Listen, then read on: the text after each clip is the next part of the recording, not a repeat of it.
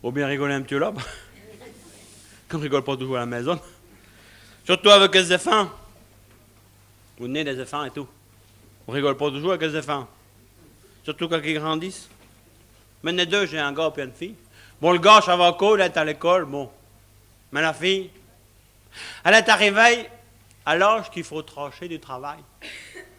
Puis du travail à l'heure de la nuit, ça se trouve pas comme ça. Puis alors, ça met. Geneviève, elle y avait toujours dit, tu sais ma fille, je veux pas que quand tu seras plus grande, je veux pas que tu ailles travailler n'importe où, chez n'importe qui, que tu fasses n'importe qui. Non, non, non, non. Et je veux que tu te fasses une situation. Elle avait toujours dit, ma fille, tu seras coiffeuse. Finalement, on a réussi à y trouver une plage en apprentissage chez les coiffeurs de Borgville, ceux qui sont sur la plage. Elle était bien, ça y plaisait bien. Le travail y plaisait bien, forcément, elle était toujours bien rafulaille. Elle était habillée en dimanche tous les jours. Ah oui, moi, j'étais devenue une belle demoiselle, poponeille, mochionneille et puis tout, vous garantis. Ouh, mais elle mettait plus de cochettes. Non, non, non, non. Elle mettait des bords couleux de la pio des gambes, oui. Non, ça y plaisait bien. Mais non, forcément, il avait fallu qu'elle retourne à l'école. Que pour passer ses examens, pour se mettre à son compte si elle avait voulu. Alors, les cacanettes, les frisettes, bon, Chanco, ça allait bien. Mais quand il a fallu qu'elle se remette aux cartules, aux écritures, puis au dessin, oh, mais alors là, elle n'était plus la même canchon. Ils l'ont tellement élu, j'avais tout ça. Mais quand elle a passé son CAP, elle ne l'a pas eu. Alors forcément, ce patron n'a pas pu la garder. Ça, il faisait deuil tout de même. Il dit, ma pauvre fille, je vais bien que tu es dupe. Ben dis, tu dis ce qu'on va faire. Si tu veux, tu vas t'installer à ton compte à la maison. Comme ça, tu n'auras rien perdu. Je dis, oui, je vais t'arranger le chélier, deux toitières, une table, une glace, on va repeindre tout ça. La grand-mère, elle va te donner un coup de main, c'est elle qui va tenir la chaise, puis qui va nettoyer tes loques. Ben oui, la pauvre grand-mère, il faut bien l'occuper un petit peu. Surtout depuis qu'elle a eu une attaque qui a tombé dans les gambes, qu'elle a les gambes toutes ramouchelées, la pauvre grand-mère. Oui, qu'elle a les os, comme tu dirais que c'est de la chic. Alors, savez-vous, tu sais ce que j'ai fait? J'ai été dans le grenier, puis j'ai redescendu la leuse des poulots. C'est bien qu'on les apprend à marcher, les petits. Alors, il y a mis 4 pieds pour qu'elle soit plus haut. Geneviève, elle y a taillé un siège dans un vieux pouc. Puis tous les matins, on met la grand-mère là-dedans. Ben, si peu qu'elle s'occupe dans la maison du poêle au buffet en passant par la machine à coudre, bon, ben, elle est toujours chatte fait, toujours chatte gagne. Puis elle a la côte nord. Alors j'ai dit, bon, ben la grand-mère, elle s'occupe de temps. Quand tout a été mis en place, j'ai dit, bon, ben, tu peux commencer à travailler. Elle me dit, oui, papa, mais devant qu'elle m'y mette quand même, et je voudrais bien me refaire la main un petit peu. Mais j'ai dit, oui, ma pauvre fille, mais c'est qui que tu veux essayer? Ah, mais, tu sais, je commence avec le galet qui découvre.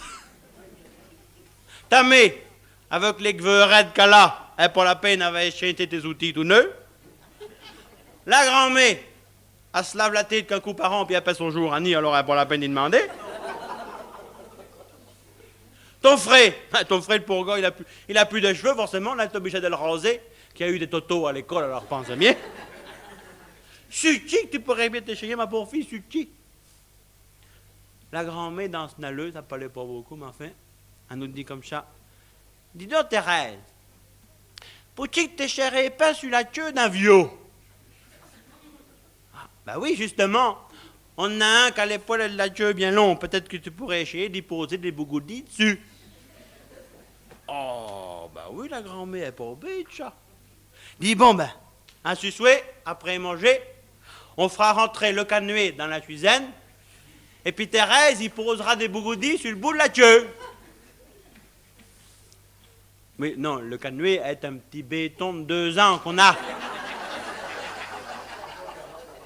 Ah non, non, non, l'autre on le connaît pas assez, non. Ah oui. Ouais, non, maintenant, moi je continue la tradition dans la famille. Et le grand-père, il avait un qui s'appelait Daladier. Mon père, il a eu Coty, mais j'ai le canoë, oui. Alors, le soir, après manger, on a fait rentrer le canoë dans la cuisine.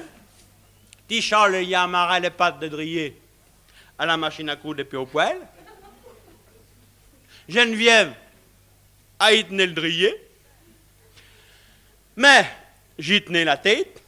Et puis le long du vieux, on avait mis la grand-mère dans cette naleuse avec un sioux à la main, ce qui fait que c'était pour bête, il aurait voulu se soulager dans la maison.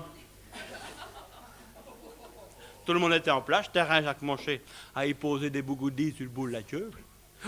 À un moment donné, elle dit comme ça, oh, attention, oh, grand-mère, amenez le sioux, il pisse, oh. La grand-mère n'a pas eu le temps d'aller assez vite, franchement, elle en a eu autant dans le sioux que dans les manches du caraco. Oh, lève la queue. Un mauvais signe, c'est oh, grand-mère, ramène le sioux. La grand-mère n'a pas eu le temps de se déshabiller dans cette naleuse. Oh, elle a ramené le sioux trop tard. Elle a eu la treu, là, dans la poitrine. Oui. Et le pauvre vieux qui était en braille, franchement, qu'il était là, qui mouvait de la queue comme un perdu. Il tentouillait tous la future, la pauvre grand-mère. Anna était calbourdie pendant 15 jours, 3 semaines. On croyait bien qu'on allait la perdre. Et puis, quelques jours après, tcha, on devait aller à l'enterrement au Pébotier. Puis Geneviève a dit à Thérèse, vois-tu, ma fille, je ne veux pas avaler plus moche que d'autres. Pour aller à l'enterrement, je voudrais bien que tu me fasses un petit quelque chose avec un petit teintu et un indéfrisable. Bien qu'à des moments, on te fera chasser souhait. Un souhait après manger, tout le monde s'est installé dans la cuisine.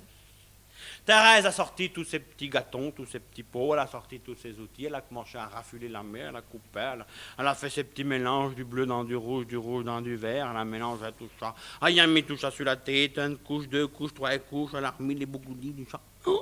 Oh, qu'a dit Geneviève, oh, ça me moque bien la tête, tes machins, là, tes drogues, là, oh, on croirait que j'ai un bosset de puce dans les cheveux, mais oh. Non, t'en fais pas, maman, t'en fais pas, parce que ça fait de l'effet. T'en fais pas, demain, tu sors la plus belle. Puis tiens, et cette nuit, pour pas que ça retombe, tout ça, tu vas coucher avec un sac plastique sur la tête, amarré avec un cache-colle, comme ça. Ça va pas s'égayer cette nuit. Et le lendemain matin, tout le monde était levé de bonne heure, pouvait. Et le résultat, oui, mais là.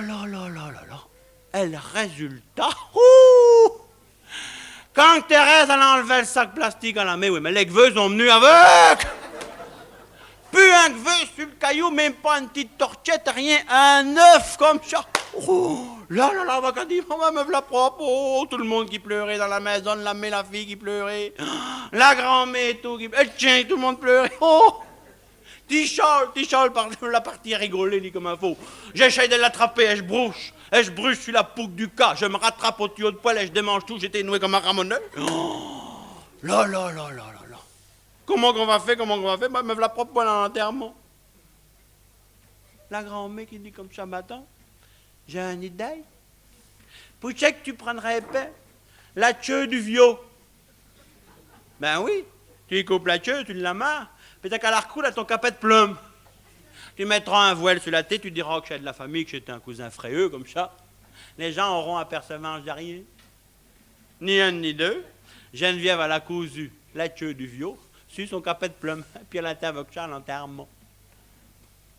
L'enterrement était fini, on s'en allait au Chimetier, sur la petite route qu'elle allait au Chimetier, puis le cortège avançait, tout doucement, nous, on n'était pas Drier, vraiment, on se montrait pas trop. Puis Drier, il avait l'arracheuse de lin avant août. Alors, franchement, il ne pouvait pas doubler, il ne pouvait pas bonboncer, mais enfin, Drake, on a eu pris adresse pour rentrer dans le Chimetier, l'engin nous a doublé. Oui, mais d'un seul coup, là, tout l'enterrement qui s'arrête. Puis qui va y passer à une bonne femme au grand galop, sans vœux sur la tête, qui se tenait toute gelante. Oh, mon capet de plume, Mathieu de vague, Artez-le, ils sont avec Mathieu de vague, puis mon capet. Et t'es Geneviève, l'arracheuse de lin en passant, il avait croché le voile, oui, mais il avait emmené la queue de vague avec, oh là. Elle savait plus où me fourrer. Oh, on n'a même pas été au Chimetier. On est revenu à la maison, on s'est camuché du mieux qu'on a pu. Oh, mais depuis ce jour-là, la fille, elle n'a plus jamais voulu refaire de la coiffure. Non, ça a été fini pour elle. Geneviève, elle était malade. Oui. Oh, mais elle n'attrape pas de maladie. Là. Elle n'est pas tellement de la honte qu'elle a eu de se faire comme ça devant tout le monde, mais avec toutes les drogues qu'elle avait mis sur la tête de la Thérèse.